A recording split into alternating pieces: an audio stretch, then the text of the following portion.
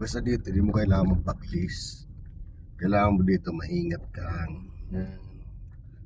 At di ka pwedeng lumagpas doon sa mga guhit na yan. Yan. Pag nagpabilis ka dito, pag di mo na control ng sakyan, pwede ka dumiretso sa bangin na yan. No? Alalay lang lagi. Yan. Sa pagdadrive, hindi pabilisan ng ang basihan. Ingatan dyan, no? Kailangan maingat ka magmaneho. Pag hindi pa kaya, huwag pipilitin. Huwag gagayahin yung mga veterano na magpabilis, magpatakbo sa ganitong kasi yan, yung muscle memory noon matatagal na talagang develop.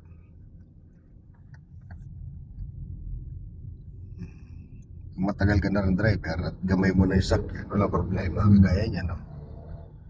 Partig na yan, wala problema. Sanay na yun eh.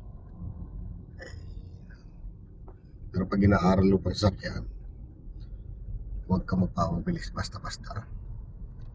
Delikado yan.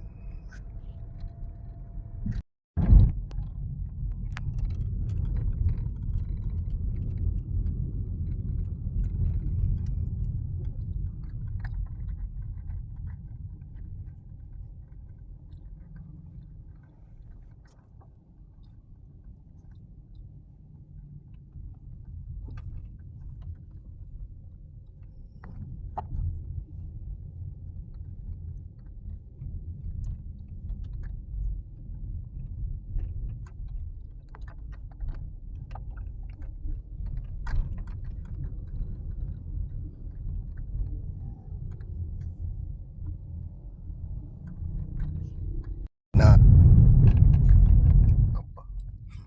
wala ka sa pantay.